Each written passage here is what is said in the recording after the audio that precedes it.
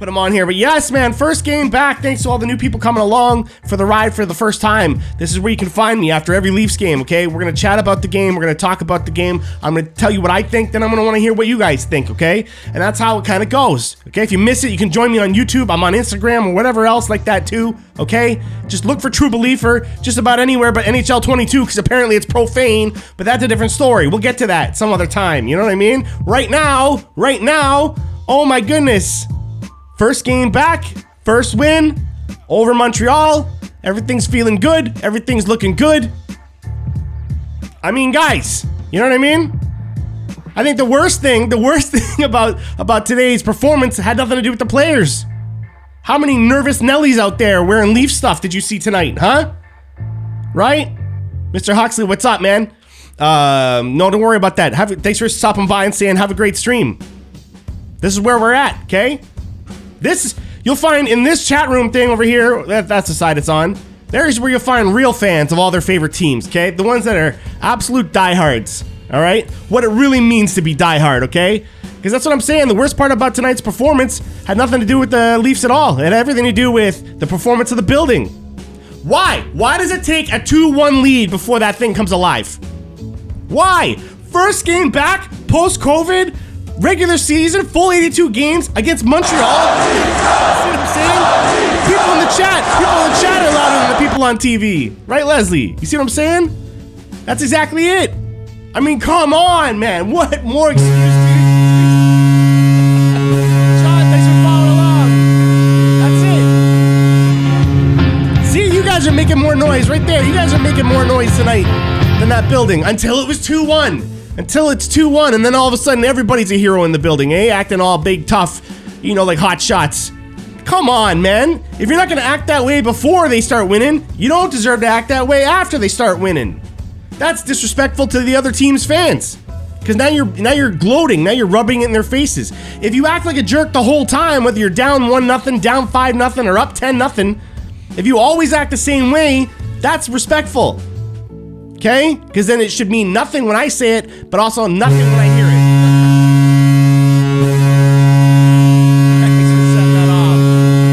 See what I'm saying, guys? Like, look at this. I keep doing it. I used to have it on this side, that's why. But now it's over here. Thank you. Thanks for that, Davis. Come on. You know what I mean? You folks are louder. So step it up, man. People going on the Maple Leafs Instagram page to chirp them while they have like Leafs Lover in their name. Leafs Lover 13. Oh, I'm sad to be back again. I feel like an idiot. You're on the Leafs page. If you want to go vent about it, go vent to your buddies and have a little cry session, okay? But why are you showing up on your favorite team's page to be like, oh, geez, I feel like an idiot for even being here? Take a hike then. All right? Take a hike. We don't need you here. All right? What does that serve? How are you helping anything with that? You know what I mean? Come on, it's so lame, so lame. Puck hadn't even dropped yet and we had Leafs fans freaking out already. Come on, man. Right? Jeez. Well, just to let some of you know, there are plenty more real Leafs fans that are around. You just haven't heard from us because we're always so confident in our team, and that even when they don't come through and they have a lapse in judgment or they come up short, we support them, man. We're not loud, whining, and freaking out about it. We're helping the boys get back up. That's what fans do. What do you do that makes this team your team? If you're not doing anything other than complaining and whining and looking for any excuse to chirp your team, that's not a fan. That's not. You know what I mean? What, because you say you want them to win? Hey, listen, right? If I told I'm sorry, I'm getting all riled up now. You know, first game back, I'm ready to go, Leslie. You know what I'm saying?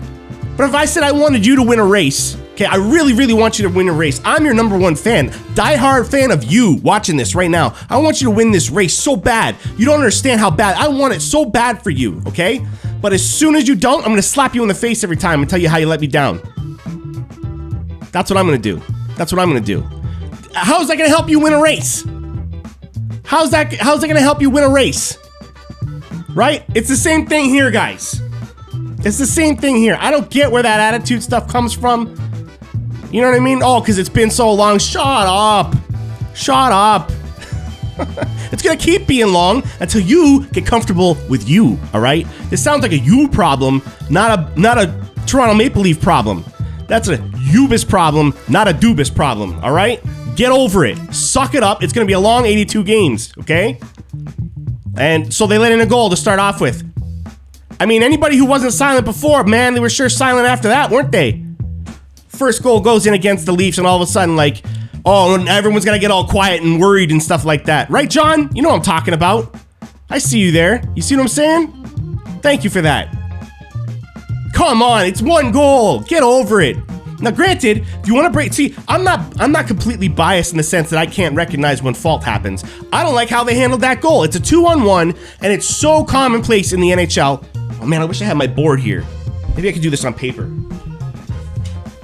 All right, so I got an idea here, okay? So they're so worried in the NHL when they're covering a 2-on-1 that they're trying to cut down the angle of the passer rather than the angle of the person getting the pass. So I'll show you what I mean here, okay? You got player over here, you know what I mean? They're coming down like this, they're coming down. I'll show you in a second. They got the two guys coming down. You're in the middle as the circle. Okay, can you all see this? Suck it, Fanoa. Oh, right? You're the dude in the middle. You got puck carrier breaking down on one side, another person on the other side. And what they do is they always seem to favor the guy with the puck. If it's him, right, then what they do is as this guy comes down, the defenseman always seems to come over here, right, to try and cut off the angle of the pass. You see what I'm saying? Instead of backing up over here and taking away the angle of the guy to pass to. And how many times do professional defensemen in the NHL on any team get beat? Yeah, I know it's hard to see, man. Let me see if I can do that again. Right? So you're the guy in the middle, right? You got one guy breaking down with the puck, right? And instead, the D always seem to come down here. They come down here to cover this guy with the puck. As like, hey, maybe if I rush him, maybe he'll screw up the pass. No, they don't screw up the pass, man. That's an easy to pass to make when there's nobody covering the guy streaking in. So the D here need to actually start coming down here. Let the goalie take this shot, man. Let the goalie take the shot.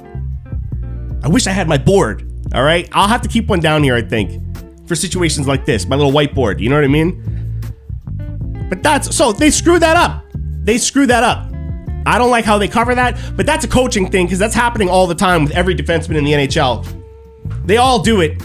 The theory is they're trying to cut the angle off from the person passing. Like a goalie, the further I come out to the shooter, the harder it is to get by me, right? True, if the size of the target behind you is a net that doesn't move and is fixed, then you can play that geometry. Then you can come out towards the guy who's shooting and cut down to block that same size net that isn't going anywhere. But a pass is not to a net. A pass is to another winger or another player of any kind, really. So the range of where that guy could be for the pass is much bigger than a net, and it's moving. So it's not the same geometry, and I don't understand why so many coaches coach their D this way. It's stupid. It's stupid. You know what I mean? The space behind you now that player can accept a pass, his angle of acceptance has just gotten like this because you're nowhere in sight. He's wide open. Now, I'm not saying you got to stay shoulder to shoulder with the guy streaking in, but at least favor the pass. Cover the pass, right? Let the goalie handle the shot. Too many times. All the stat guys will tell you that's the number one type goal scored in the NHL is across the crease, off a pass, one-timer. If a goalie has to move laterally off a pass and then it gets shot in after that pass, like immediately, that's the number one type of goal scored in the NHL. So why aren't we covering the passes, guys? I don't know. But the point is, I'm not mad, okay? I'm not mad because Hall came up with a beauty play later on, helping out. You know what I mean? Hall was looking pretty good out there. I'm liking the facial hair. It's making him look a little older, a little meaner, a little tougher. You know what I'm saying? So there you go. Like I hope that you understand. There was flaws to this tonight. It was not a perfect game. So what? So what? Okay? The Leafs came right back with a goal within minutes after that. And if you were joining me on the Discord, I mean, I literally called it that the Habs were starting off real hot, but they were going to expend themselves. They were going to exhaust themselves. They were going to get tired, and the Leafs were going to start coming back with some control. And that's exactly what happened. Exactly what happened. Now, to Montreal's credit, And it's the reason why they were able to get themselves to the Stanley Cup Finals last year. People don't give them enough credit for doing this. They hung in there. They did get exhausted. The Leafs did take control, and they went up 2-1. But Montreal hung in there. They will not go away because then they conserve their energy for whatever they need to get done, and then they get right back to the offense. And then third period, it was so tied in everything. It was tied in like puck possession practically. It was almost tied in shots. It was almost tied in goals. Like, I don't know how many more ties two teams have to have before we can sit back and say, wow, what a close game. Well done on both sides. Now, we'll never do that because it's Montreal, and I hope that their franchise collapses financially, and I hope they become the Arkansas Canadiens. We all know this. But as a viewer of hockey, at the end of that game, it's just like, yes, you know what I mean? That's hockey, guys. That's hockey. Thanks for that. So, that's pretty much all I have to say about it, man. The Leafs did great. They're scoring their goals when they needed to. You know, I loved it. There's some great players to mention. We'll talk about it. Let's get into the details. But for that, that's the main thing, man. Worst performance. The 3 stars could have been whoever, but the one hot dog, or I don't know what you would say, was something that people don't want as much. I don't know. Not a star, but the opposite of a star. All right, goes to the Leafs fans. The Leafs fans tonight, and I'm gonna be after you guys all season long. I'm telling you, I'm done with it. I'm done with it. Y'all want to see some conflict? You want to see some fights? You want to see some arguments? I'm coming for you, Leafs fans. All right, because I'm sick of being told by you that I'm not a real fan because I don't get all stressed like you guys do. Because I don't freak out the way you guys do. Well, I'm freaking out now. You want to see me freak out? I'm freaking out on you. All right? So if you're wearing the blue and white this year and you're going to try and do something like this, like be on camera or voice your opinion or start posting up comments and stuff like that, if you're just being down to be down, I'm coming for you. We're going to have beef. All right? But if you're just making comments about where they struggle or where they need to improve, hey, man, I'm here for that all day. I just did it. You could see. They're not binary. It's both. You can do both, okay? There's not a one or the other. You can be a good fan and be critical about their play. But just throw some respect on the name, all right? You know what I'm talking about. That's an old school reference there, huh? That shows I know what's going on the internet at one point in my life. All right? Put some respect on it. When you talk about them. Otherwise, we're coming for you. These folks you see in the chat here, these lovely folks, why do I keep... I moved it from last year. There we go. These folks, it takes me so long. These folks are real Leafs fans, man. I'm telling you, I see it. There's more of us than there is of you out there. All right, we're on the Instagram things. We're on the Twitter things and the Facebook things. We're everywhere, man. And we're laughing at you idiots. And that's how it's going to be all season, so strap up. Right? Either move with the movement or it's moving without you. That's another old school one. All right, so that's what I'm saying. I want to hear from you.